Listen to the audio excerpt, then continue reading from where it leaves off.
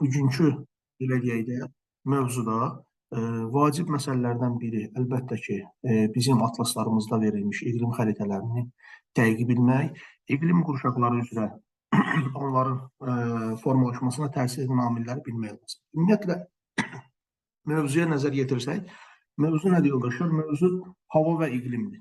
Birinci növbədə hava və iqlim anlayışlarının formalaşması, yəni hansı alimlər tərəfindən necə tətbiq olunması haqqında məlumat verir. Ümumiyyətlə, birinci növbədə bilirsiniz ki, hava özü nə idi?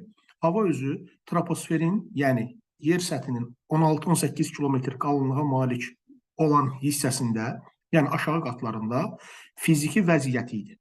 Və havanın özünə məxsus elementləri var idi. Birinci növbədə biz havanın elementlərindən yadınıza gəlirsə danışanda dedik, bura aiddir havanın temperaturu.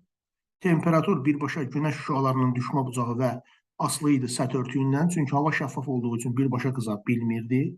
Temperatur fərqi yarandıqda yerdə yaranırdı təzyiq fərqi və təzyiq fərqi olduqda əlbəttə ki, biz qeyd edirdik ki, yerdə formalaşırdı əlbəttə ki, rütubət. Yəni, söhbət nədən gedir? Qalxan hava şəraitində alçaq təzyiqdə buludluluq var idi və yağıntı düşürdü, rütubət artırdı. Enən hava şəraitində yüksək təzyiqdə isə əlbəttə ki, hava nisbətən quru hesab olunurdu. Bundan sonra yoldaşlar var idi, biz qeyd edəcəyik atmosfer hadisələri, hansı ki bu göstəricilər, yəni temperatur, təzyiq və rütubət nisbəti dəyişməsi formalaşdırırdı atmosfer nələrini, hadisələrini. Atmosfer hadisələri nə olan şeydir? Gəlin bunlara diqqət edək. Atmosferdə baş verən göstəricilər, yəni bunlardan birincisi təzyiq fərqindən meydana gələn olacaq külək, təzyiq fərqindən meydana gələn külək. İkincisi, bura olacaq, yəni rütubət nisbətinin dəyişməsi ilə formalaşan yağıntı rejimi, yağıntı. Onun ardınca biz danışacaq əlbəttə ki, yağıntı formalaşan zaman yaranan bulud və buludda baş verən və ya buludla yer arasında baş verən ildırım və ya şimşək kimi hadisələr və s. Bundan əlavə, məsələn, göy qurşağı və s. biz bunlara deyə bilərik ki, nədir yoldaşlar? Əlbəttə ki, atmosfer hadisələridir. Hava daima, yəni bu daima dedikdə təbii ki, əlbəttə ola bilər həm sutka ərzində. Sutka ərzində niyə görə dəyişir? Təbii ki, səhərdən gün ortaya qədər günəşin düşmə bucağı böyüyür, gün ortadan sonra yenidən kiçilir. Hava ay ərzində, bildiyiniz kimi ay ərzində ayın əvvəli hava isti və ya soyuq ola bilər və ya tam tərsi, ayın əvvəlində hava nisbətən soyuq, sonunda daha isti ola bilər və il ərzində, ilin müəyyən dövrləri, fəsillər üzrə hava dəyişə bilər. Yer kürəsində müxtəlif ərazilərdə çoxlu sayda hava tipləri və hava rejimləri mövcuddur. Ümumiyyətlə, hava tipi orta sutkalıq temperaturu, yəni havanın tipi nə tər hesablanır? Diqqətlə buna diqqət edək. Hava tipi dediyimiz şey nədir? Yoldaşlar, hava tipi özü müvafiq olaraq, deməli, orta sutkalıq temperaturu,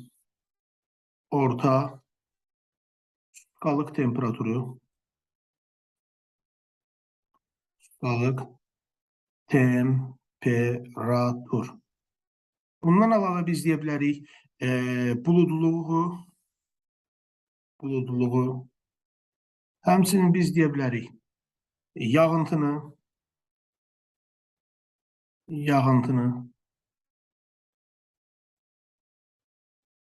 həmçinin biz deyə bilərik ki, küləyin mövcudluğunu özündə birləşdirir. Küləyin nəyini? Mövcudluğunu.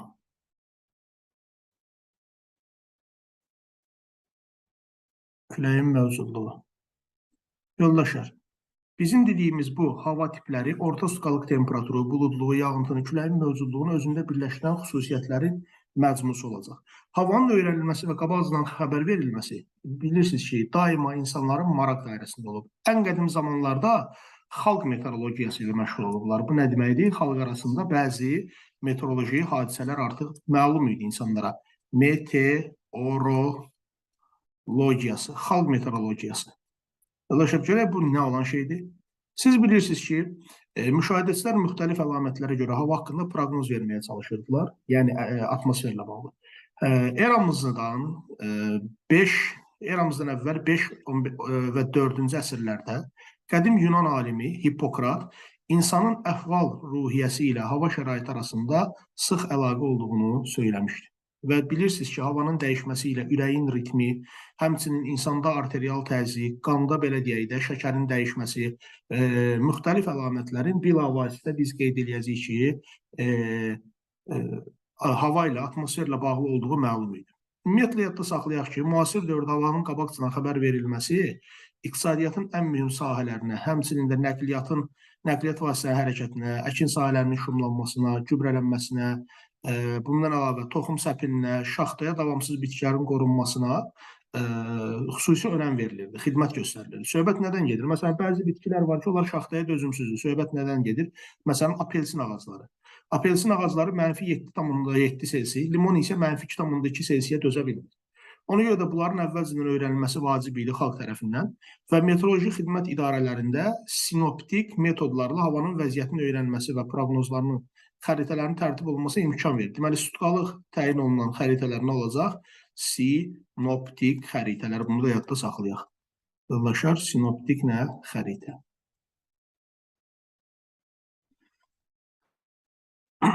Sinoptik xəritə. İnsanlara belə deyək, məlum olan bəzi hadisələrdə nədən ibarətdir? Məsələn, şabalıd ağacları var ki, meşə sahələrində.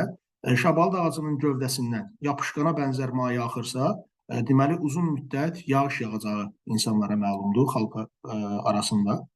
Və bundan əlavə qarğalar məsələn, bu quş növləri ağacların budağında oturarsa, küləyin qalxacağı insanlara məlumdur. Hörümçək məsələn, hörümçək öz torundan çıxıb başqa yerdə gizlənərsə, hava şəraiti kəskin şəkildə pisləşəcək deməkdir.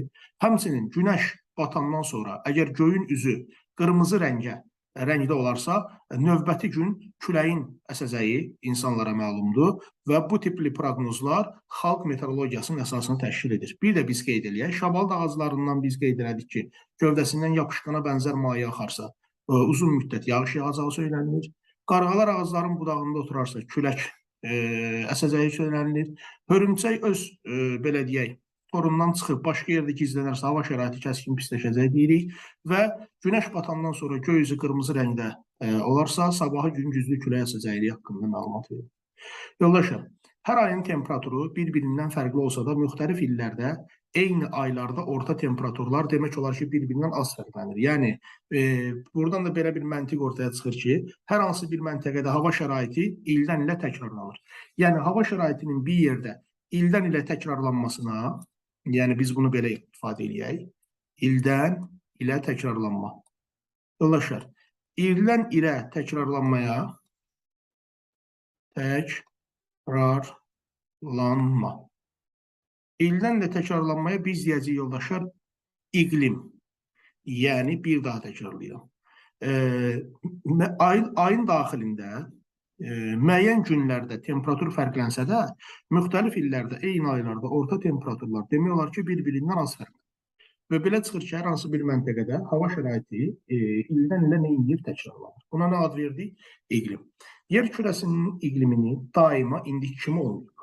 Tədqiqatçılar bilir ki, 500 milyon il əvvəl mövcud olmuş iqlim indikindən daha yumşaq və mülayim olduğuna görə bugünkü gün iqlim şəraiti ondan kəskin neyinir? Fərqlənir.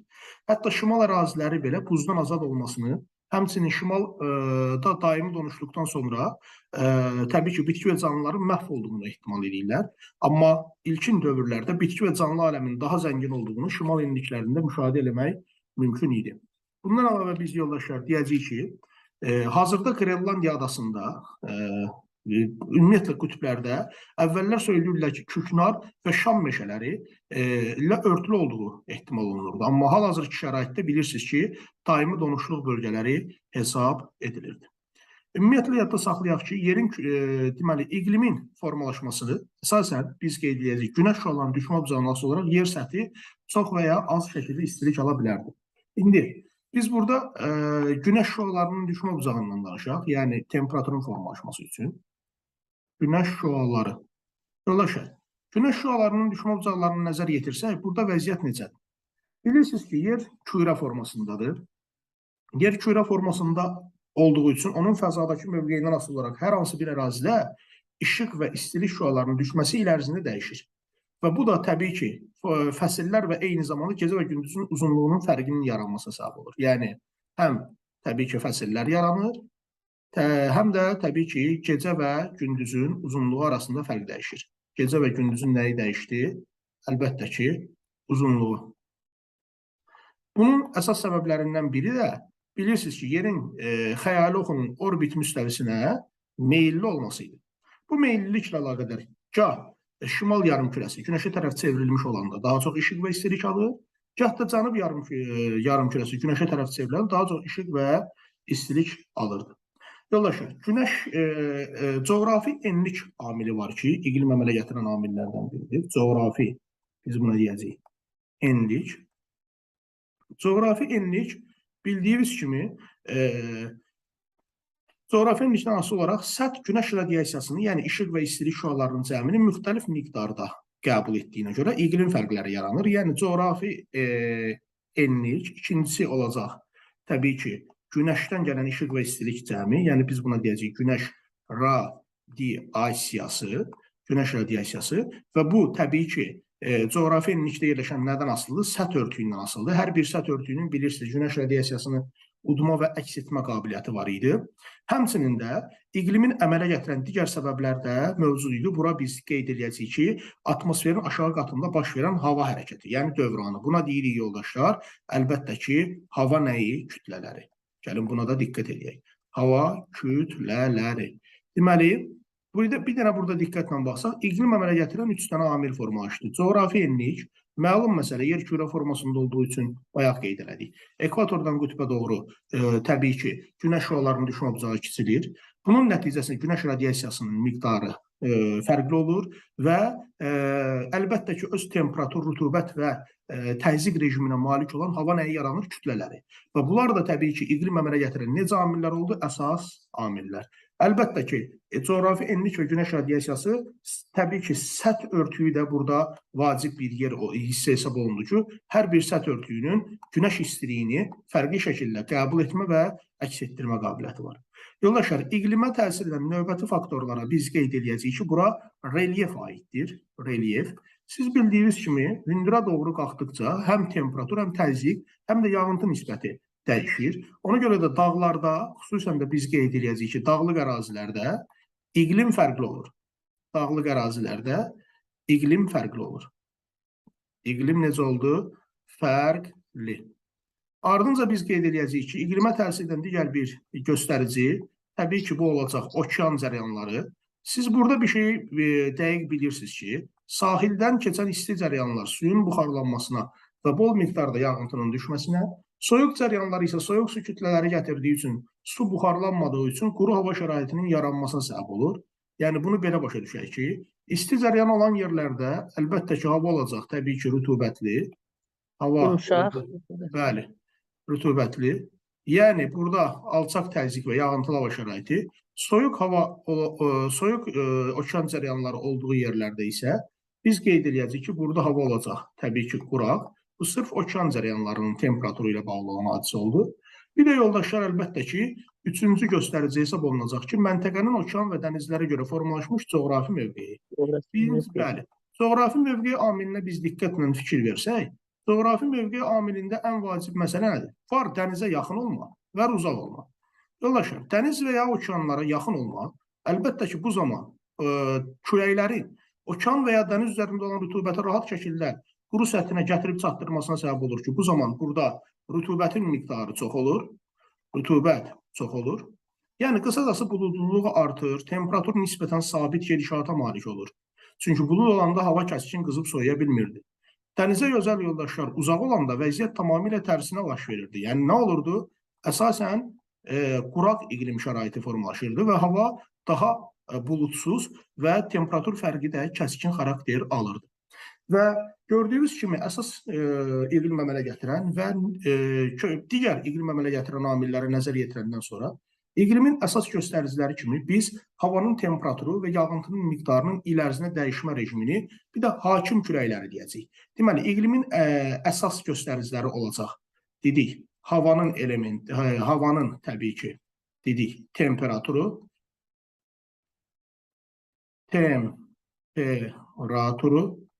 havanın temperaturu, ardınca yağıntının miqdarı, bəli, Yağıntının miqdarı, Hakim küləkdir. bəli, yağıntının miqdarı, bir də əlbəttə ki, biz dedik hakim külək. Hakim külək. Yoldaşlar, hakim küləklər əsas etibarilə daimi küləklər hesab olunur. Məntiqlə bir şey düşünsək, mən bu haqda qısaca izahat verim ki, tropiklər arasında bilirsiniz, əsən küləyin adı Passatdır. O zaman belə çıxır ki, tropik xəttləri arasında qalan əsas ümumiyyətlə iqlim qurşaqlarında hakim küləklər nə olacaq? Passat küləkləri. Söhbət ekvatorial, subekvatorial və tropikdən. Tropikdən mülayimə doğru əsən daimi küləklər qütb küləkləridir. Bu ərazilərdə daha çox hakim olan küləklər hesab olunacaq, əlbəttə ki, qərb küləkləri. Burada bilirsiniz ki, qərb küləkləri, yəni tropikdən mülayimə doğru əsən qərb küləkləri, subtropik, mülayim iqlim qurşaqlarında əsas hakim küləklərdən hesab olunacaq.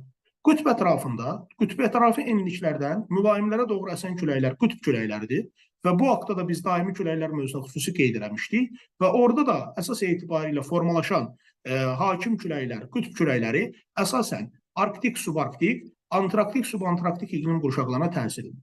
Və bəzi yerlərdə var ki, iqlimə birbaşa təsir edə bilən mövsumi küləklər. Mövsumi küləklər əsasən böyük quru parçası olan materiklərlə böyük su parçası olan okean hövzələri arasındakı kəskin təzyiq fərqi yaranırdı.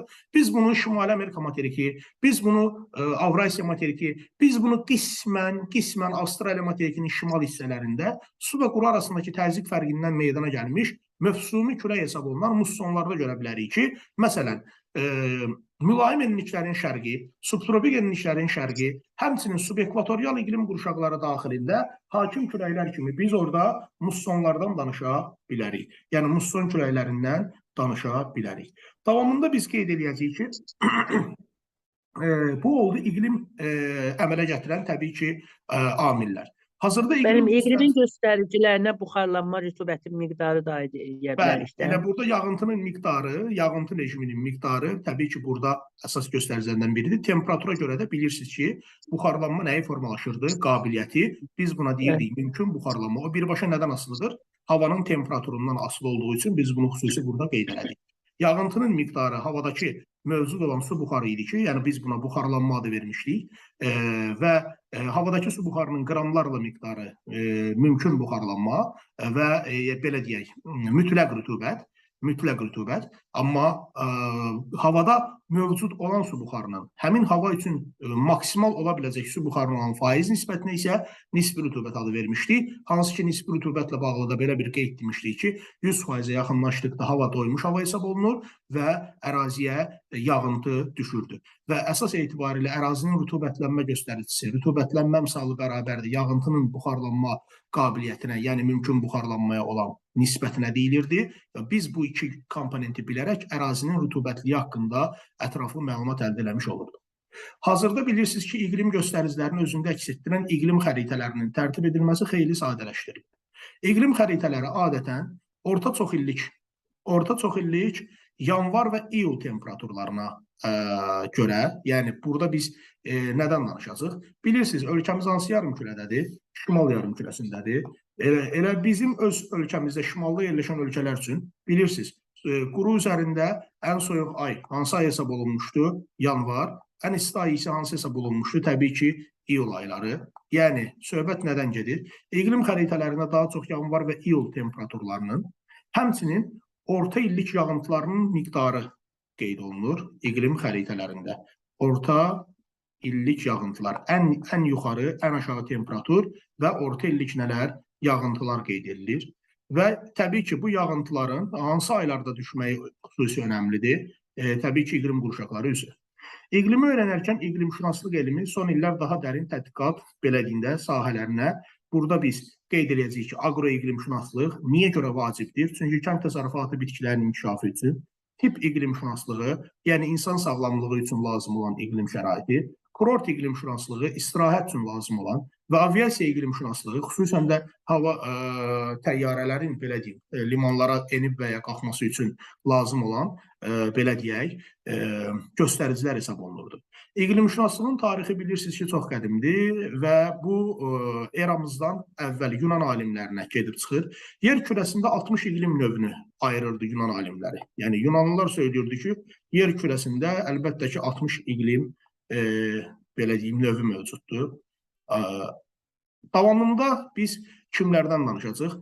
Yoldaşlar, 14-cü əsrdə yaşamış Azərbaycanlı var idi. Bu haqda siz bilirsiniz. Məşhur şəxsdir. 14-cü əsrdə yaşamış Əbdülrəşid bəy Bakuvi. Əbdülrəşid bəy Bakuviyə görə biz yer kürəsini 7 dənə iqlim qurşağına bölmüşdük. 7 iqlim qurşağı. Azərbaycanın da 4-cü, 5-ci iqlim qurşaqlarında olduğunu söyləyirdi.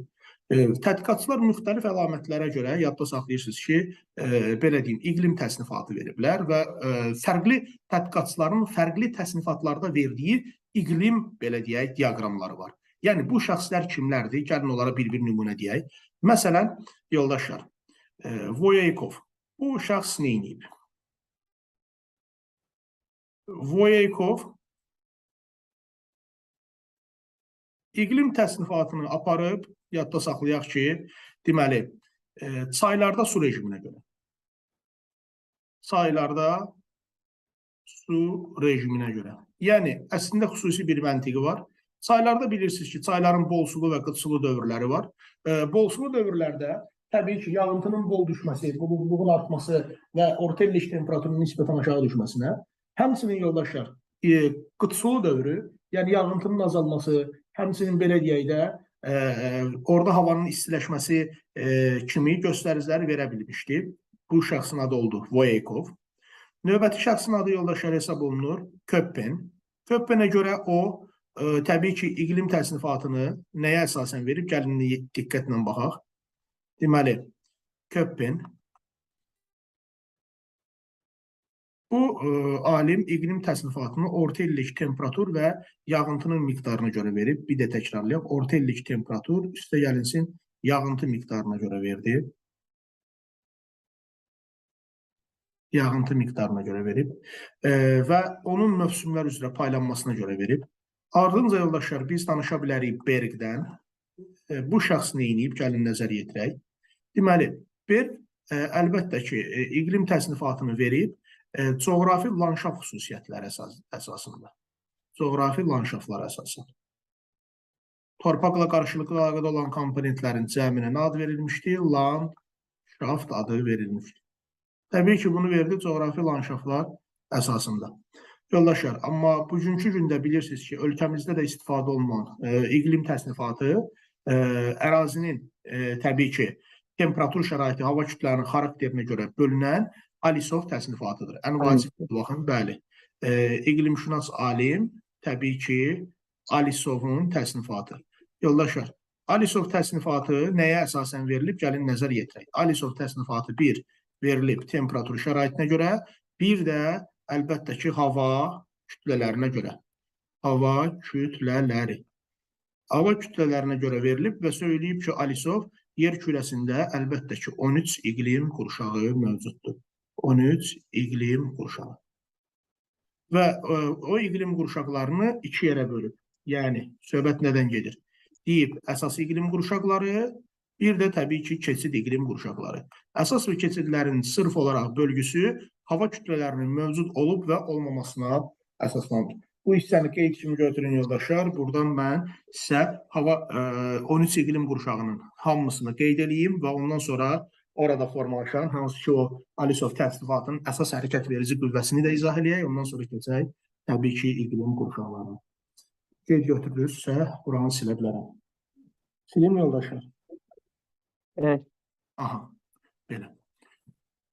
Yadınıza gəlsə, biz dedik, Alisov təsnifatından istifadə olundu. Alisova görə bilirsiniz ki, var əsas iqlim qurşaqları. Məsələn, ekvatorial və üzərində gəlir, əlbəttə ki, biz qeyd edəcəyik ki, ekvatorial. Bu haqda əslində biz hava kütlələri mövzusunu keçəndə sizə o cədvəli çəkmişdik, yadınıza düşəcək. Subekvatorial.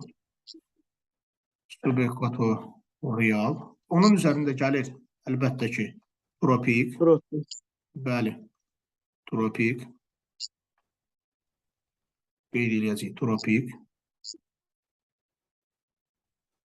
Onun üzərində biz qeyd edəcəyik, subtropik. subtropik, subtropik.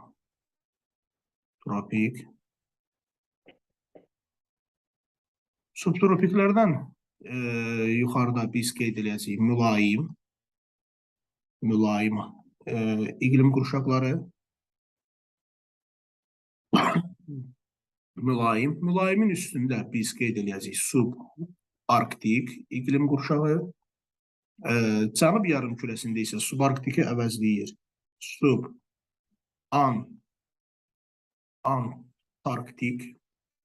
iqlim qurşağı və şimalda biz əsas iqlim qurşağı kimi danışacaq arktik və cənubda biz qeyd edəcəyik antraktik. İndi gəlin, burada bir cədvəl formasında bunu cədvəlin içərisinə salaq və mənasını anlayaq. Fikir verin. Deməli belə.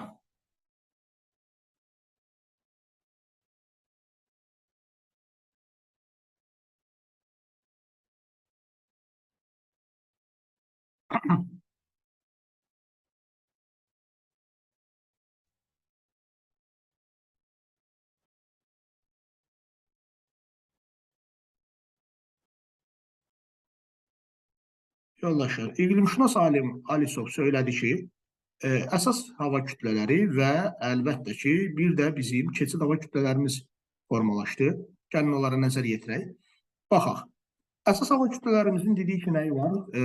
Əsas iqlim qurşaqlarımızın dediyi ki, hava kütləsi var. Məsələn, ekvatorial hava kütləsidir. Əsas etibarilə isti və necə olurdu? Rütubətli olurdu. Rütubətli. Bəli, isti və rütubətli olması ilə səciyyələnirdi. Ardınca biz qeyd eləyəcəyik tropiklərimizi, fikir versəz, tropiklərin də özünə məxsus hava kütləsi var idi. Bunlar əsasən, bəli, isti və quru olmaları ilə səciyyələnirdi. İsti, üstə gəlinsin, quru olmaları ilə səciyyələnirdi. Davamında biz nədən danışacaq? Diqqətlə fikir verin. Bəli, mülayimlərdən danışacaq ki, burada əsas vəziyyət hesab olunurdu. Əsasən mülayim rütubətli, fikir versəz, bəli, mülayimlərdə vəziyyət belə oldu ki, onlar oldu mülayim və rütubətli. Bu sxemi bildinizsə, iqlim mövzusunun böyük bir hissəsi həll olunmuş deməkdir.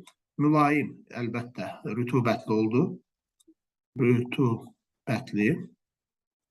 Ardınca biz danışacaq. Bəli, diqqətlə baxaq. Mülayim, rütubətli. Mülayim, rütubətli. Qütblərdə isə, yəni arktik və biz antraktika baxdıqda əsasən orada hava soyuq və nisbətən quru olması ilə səciyyələnirdi. Soyuq, quru olması ilə səciyyələnirdi. Biz bunları bildik. Bunlar əsas hava kütlələri oldu, hava kütlələrinin xüsusiyyəti. Təbii ki, hava kütlələrində biz özümüz bölürdük.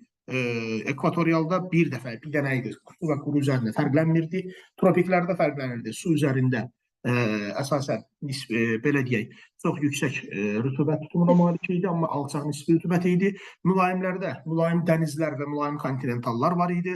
Eyni formada qütblərdə də arktik dəniz və arktik kontinental, antraktik isə sadəcə bir hava kütləsindən ibarət idi. Yəni o yarım tiplərə bölünmürdü. Və iqlimşünas alim söylüyor ki, bilirsiniz ki, Günəş şimal yarımkürəsində əlbəttə ki, yay olduqda söhbət nədən gedir? İyun ayı olduqda, hansı ki, yay başlayanda, şimal yarımkürəsi çox qızdığı üçün orada yaranır alçaq təzyiq.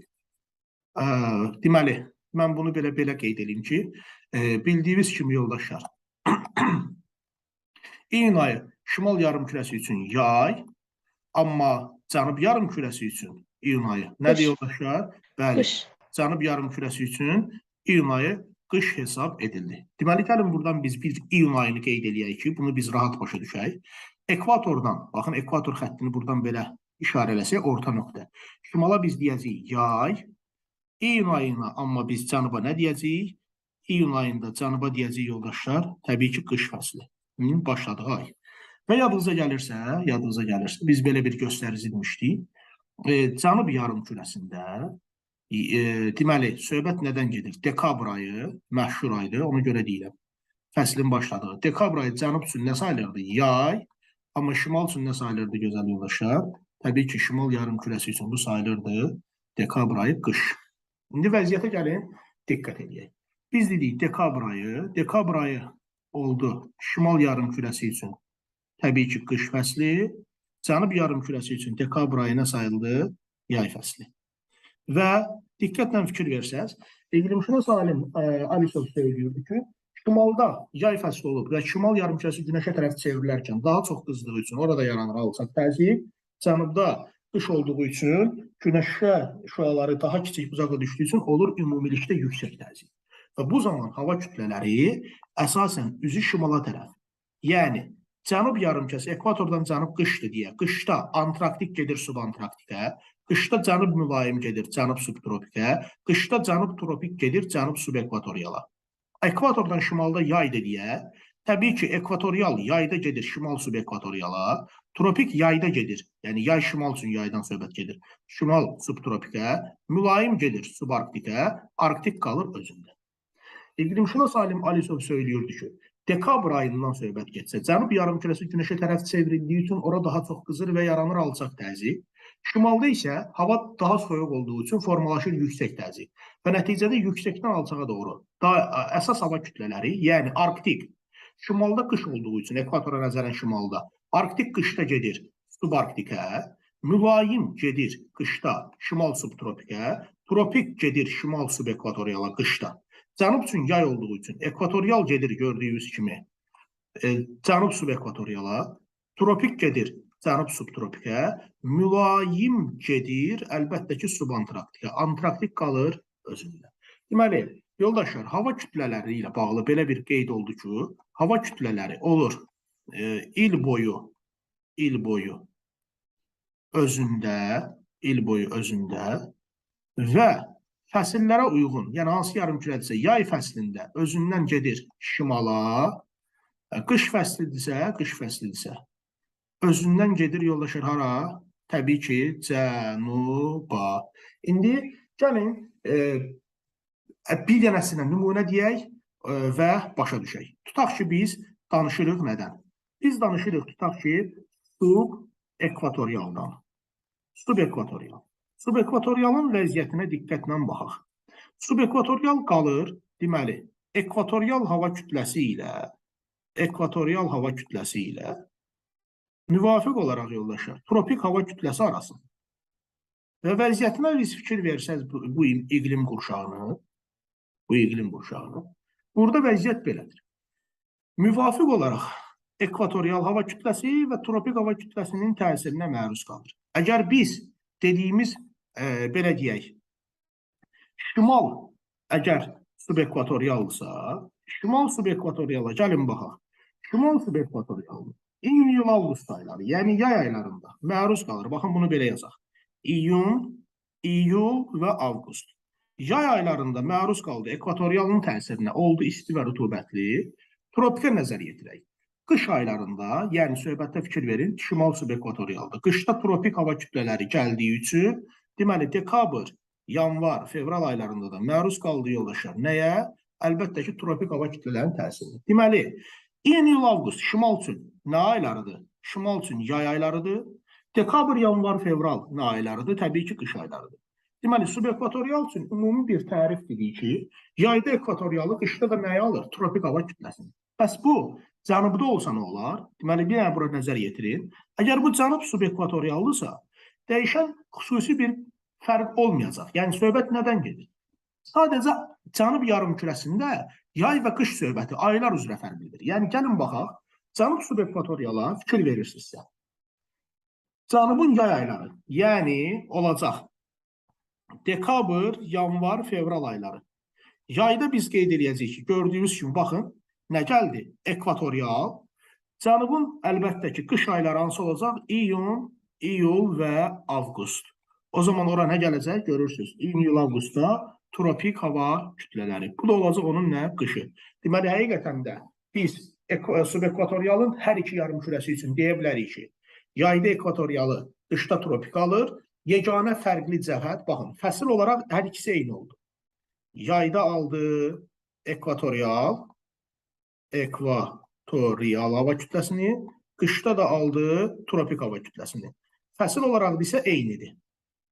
Bunu belə qeyd kimi yadda saxlayaq. Fəsil olaraq eyni. Amma fərq yarımkürələr üzrə aylarda olacaq. Aylarda. Çünki fərqli yarımkürələrdə fəsillərin formalaşdığı aylar da nə olacaq? Fərqli. Aylarda, yarımkürələr üzrə aylarda nə olacaq? Fərq olacaq. Bu belə. Aydın oldu yoldaşlar. Deməli, fikir versəz, əsas hava kütlələri, iqlim qurşağı, ekvatorial, tropik, mülayim, arktik, cənub tropik, cənub mülayim, cənub antraktik. 7 dənə oldu əsas, 6 dənə də keçid. Söhbət nədən gedir? Şimal, cənub, subekvatorial 2, şimal, cənub, subtropik 4, şimal, subarktik, cənub, subantraktik 6. Belə.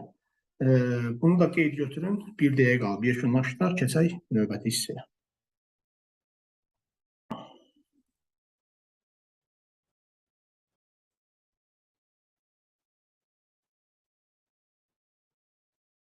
Təkrar qoşulaq.